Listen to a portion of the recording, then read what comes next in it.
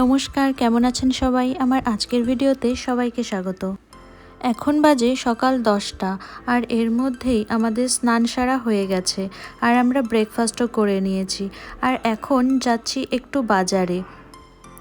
বেশিক্ষণ লাগবে না, এই আধ ঘন্টা মতো লাগবে বাজার করতে।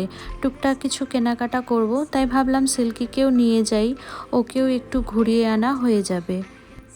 সিল্কি ঘুরতে খুব ভালোবাসে। কোথাও বেরোনোর কথা শুনলে ও নিজের জামা জুতো এনে হাজির হয়ে বলে ওকে পরিয়ে দিতে। আর আজকের ওয়েদারটাও বেশ ভালোই ছিল, অতটা গরম ছিল না, সেই জন্য ওকে বাইরে নিয়ে গেলে সেরকম কিছু প্রবলেম হবে না, তাই একটু নিয়ে যাওয়া। আর যা যা কাজ করার আছে সেগুলো ফিরে এসে করে নেব।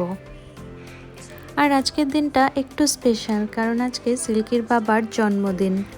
সেই জন্যই মেইনলি বাজারে যাওয়া, টুকটাক কিছু জিনিস কিনতেও হবে আর আমার একটু টেইলারের কাছেও যাওয়ার ছিল। সেই জন্য ভাবলাম এখনই যাই, বিকেলে আবার কাজ আছে। এই যে এর মধ্যে আমি আবার বাড়িতেও ফিরে এসেছি, এসেই লেগে পড়েছি কেক বানাতে, কারণ আজকে সিল্কির বাবার যে জন্মদিন। বাজার থেকে ফিরে এসেই আগে সিল্কিকে খাইয়ে ঘুম পাড়িয়ে দিয়েছি আর আমিও ফ্রেশ হয়ে নিয়েছি, তারপরে রান্নাঘরে চলে এসেছি। এসেই আগে কিন্তু আমি চিনিটা গুঁড়ো করে নিয়েছি, আমার 2 কাপ মতো চিনি লেগেছে এখানে। আর আমি ময়দাও নিয়ে নিচ্ছি এই 2 কাপ মতো। আর আমি এই জিনিসগুলোকে একেবারে ছাঁকনির মধ্যেই নিয়ে নিচ্ছিলাম, কারণ এই জিনিসগুলো যদি একটু ভালো করে ছেঁকে নেওয়া হয় তাহলে কিন্তু দেখা যায় যে কেকটা বেশ নরম ফুলে ওঠে।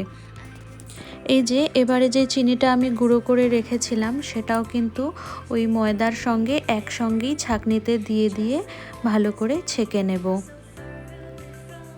আমি এখানে ওই 2 কাপ মতো চিনির গুঁড়ো নিয়েছি, মানে 1.5 কাপ মতো চিনি নিয়েছি, যেটা গুঁড়ো করার পরে আমার কিন্তু 2 কাপ চিনি গুঁড়ো হয়ে গেছে। যেহেতু ময়দা 2 কাপ নিয়েছি সেই জন্য চিনি গুঁড়ো কিন্তু লাগছে 2 কাপ।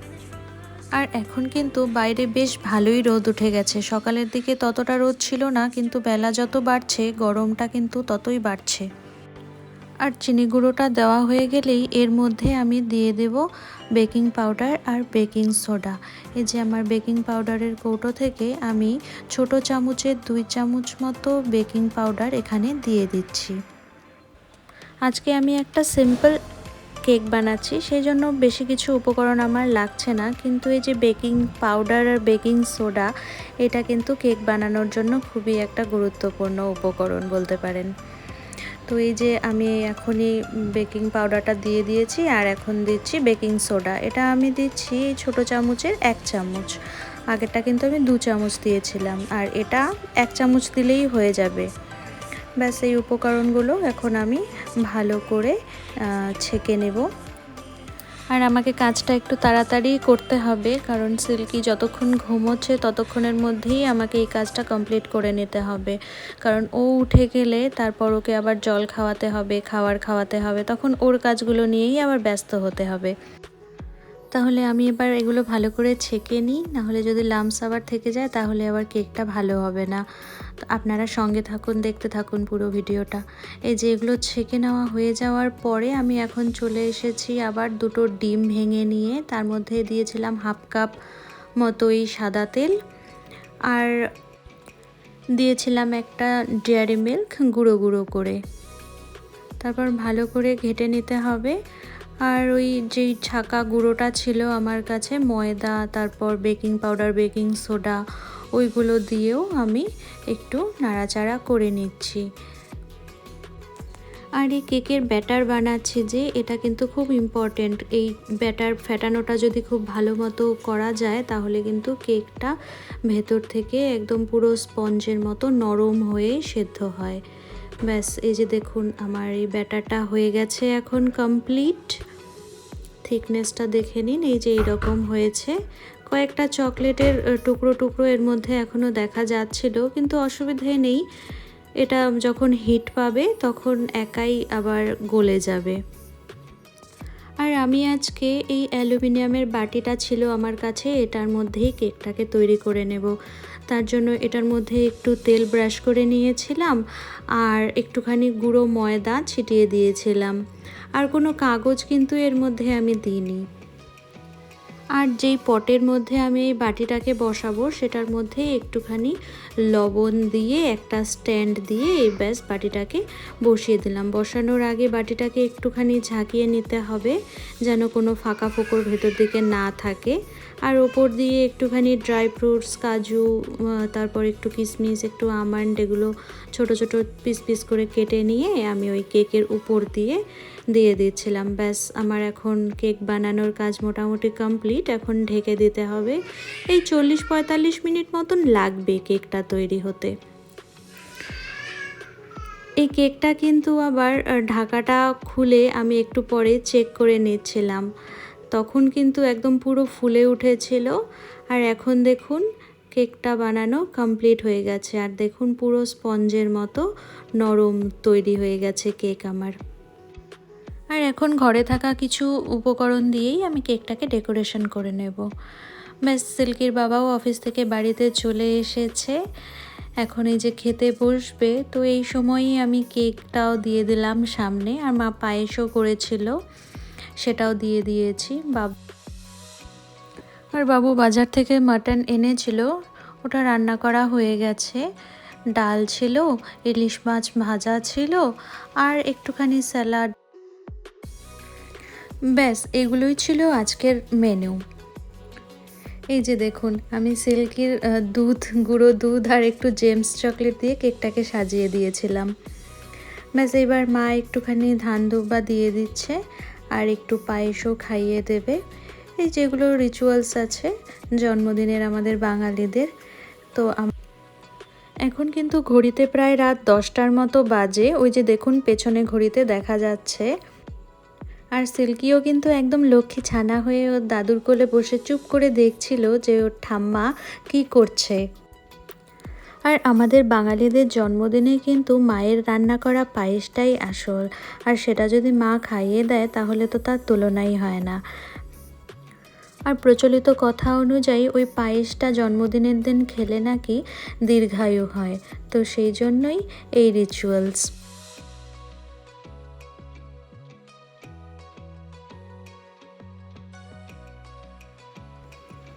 ব্যাস মার পায়েস খাওয়ানো হয়ে গেছে, এবার একটুখানি মিষ্টিও খাইয়ে দিচ্ছে সাথে। আর আমি মিষ্টির বাটিটা দিয়ে ফেলেছিলাম ছোট, সেই জন্য মিষ্টিগুলো তুলতে একটু অসুবিধা হচ্ছিল।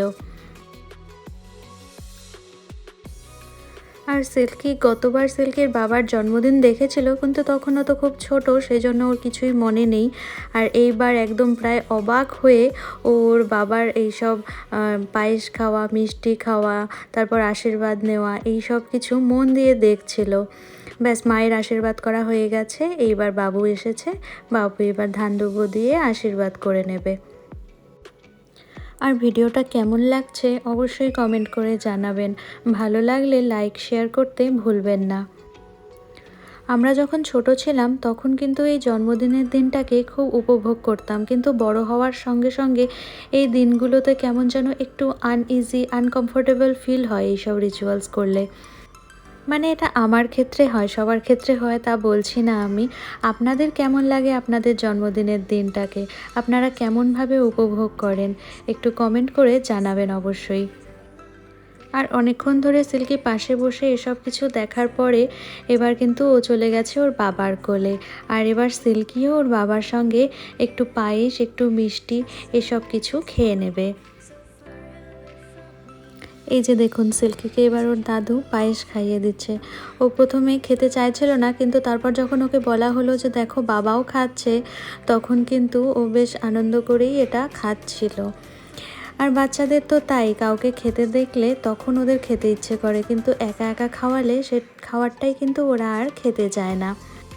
আর সেই জন্য আমি সিল্কিকে ট্রাই করি যে সবার সাথে বসে একসঙ্গে খাওয়াতে, কিন্তু অনেক সময় সেটা হয়ে ওঠে না, কারণ সবার খাওয়ার সময়ের সঙ্গে ওর খাওয়ার সময়টা মেলে না।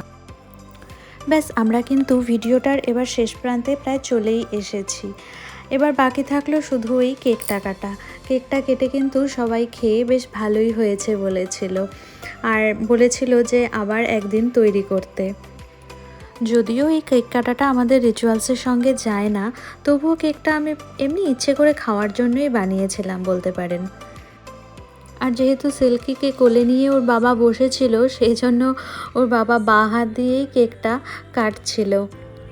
আর এই কেকটা যখন থেকে সিল্কি দেখেছে তখন থেকেই কিন্তু ও কেক খাবে বলছিল। আর আমি ওকে বলেছিলাম হ্যাঁ, কেকটা রাতে যখন বাবা আসবে তখন খাওয়া হবে। তাই এই কেকটার দিকেও দেখুন কিভাবে দেখছিল। ব্যাস, এবার কেক কাটা হয়ে গেছে আর সিল্কি ওর দাদুকে নেওয়ার জন্য ট্রাই করছিল, কিন্তু ও আসতে চাইছিল না, ওর বাবার কাছেই বসে থাকবে বলছিল। সেই জন্য মা গিয়ে কেকটা পিস পিস করে কেটে এবার সবাইকে দিয়ে দিচ্ছিল। ভিডিওটা শেষ অবধি দেখার জন্য অসংখ্য ধন্যবাদ। আর যদি চ্যানেলে নতুন হন তাহলে অবশ্যই চ্যানেলটা সাবস্ক্রাইব করে যাবেন। এই কেকের মধ্যে আমি যেহেতু একটু চকলেট দিয়েছিলাম, মানে ডেয়ারি মিল্ক চকলেট, আর দিয়েছিলাম একটুখানি গুঁড়ো আমুল দুধ, সেই জন্য কিন্তু কেকটা থেকে একদম দারুণ সুন্দর একটা গন্ধ বেরোচ্ছিল। যাক বাবা, সবাই কেকটা বেশ ভালোই বলেছে খেয়ে, এতেই আমি খুশি। আর এইসব জিনিসগুলো আমি খুব সচরাচর বানাই না, হঠাৎ কোনো সময় বানাই, সেই জন্য ঠিক কনফিডেন্ট পাই না। সত্যি কথা বলতে আমি একটু ভয়ই পাচ্ছিলাম যে না জানি কেকটা ভেতরটা কেমন হবে। যখন বানাচ্ছিলাম দেখেছিলাম যে বাটিতে আমি যতটুকু ওই ব্যাটার দিয়েছিলাম কেকের, তার থেকে প্রায় ডাবল কেকটা ফুলে গেছিলো। তবুও একটুখানি ভয়ে ছিলাম যে কেকটা আবার খেতে কেমন হবে। যাক, সবাই খেয়ে খুশি হয়েছিল। আর এই যে দেখুন, মা কেকটাকে কেটে নিচ্ছে, কি সুন্দর ইজিলি কেটে যাচ্ছে। কিন্তু আমি যেসব ড্রাই ফ্রুটসগুলো দিয়েছিলাম সেগুলো কিন্তু একদম নিচে চলে গেছে। এর আগেও আমি দেখেছি ড্রাই ফ্রুটস যতই আমি ওপরে দেই সব নিচে চলে যায়। কিভাবে কেক বানালে ড্রাই ফ্রুটসগুলো ওপরেই থাকবে সেটা আমার জানা নেই। আপনারা কেউ জানলে অবশ্যই জানাবেন কমেন্টে। ব্যাস, এবার আমাদের কেক কাটা খাওয়া সব কমপ্লিট হয়ে গেল। আর এখন আমরা সবাই ডিনার করে নেব।